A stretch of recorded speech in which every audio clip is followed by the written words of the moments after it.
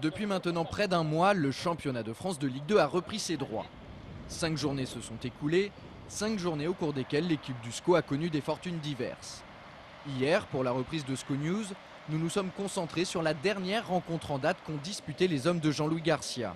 C'était le week-end dernier contre Ajaccio, et comme vous pouvez le voir sur ces images, la bande à Brunel l'a emporté 2-1 au terme d'un match plutôt bien maîtrisé.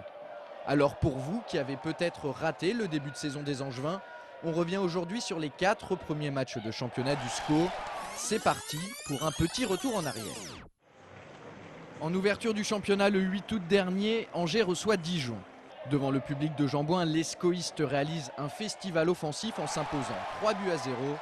Charles Diers et Anthony Modeste inscrivent les 2 premiers buts de la partie.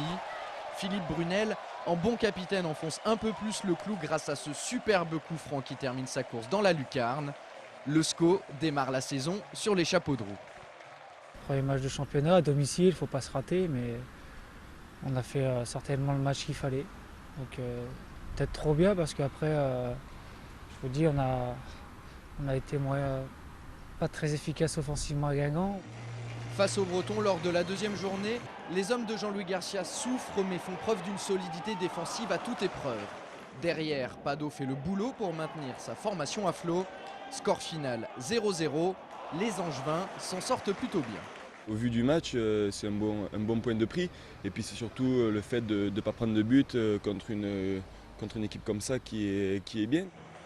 Une semaine plus tard, Angers reçoit Châteauroux, auréolé de son statut de leader du championnat après 2 journées. Sous une chaleur accablante, les joueurs du président Willy Bernard prennent l'eau de toutes parts.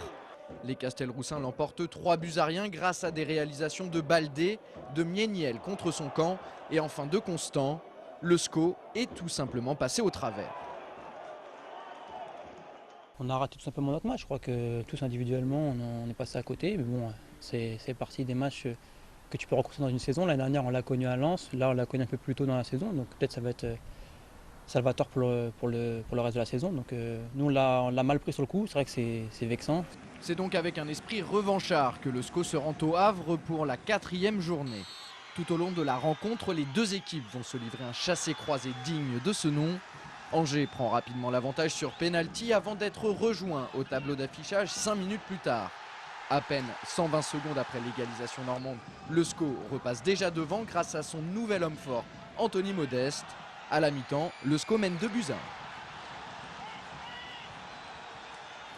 Au retour des vestiaires, les Havrais font le forcing pour recoller au score. Ils vont y parvenir avec la complicité de l'arbitre qui leur accorde un pénalty plus que généreux. Jusqu'à la 90e minute, les SCOistes pensent tenir le point du match nul, mais c'était sans compter sur cette frappe d'Aïd Ben Idir qui transperce toute la défense. Score final 3-2 pour le Havre, un résultat cruel pour les protégés de Jean-Louis Garcia. On peut être déçu parce qu'on a livré un gros match de Ligue 2, un gros match de haut niveau. On n'a pas été récompensé, on a fait des efforts. Après les 5 premières journées, Angers totalise donc 7 points et occupe la 9e place du classement. Jean-Louis Garcia dresse un premier bilan.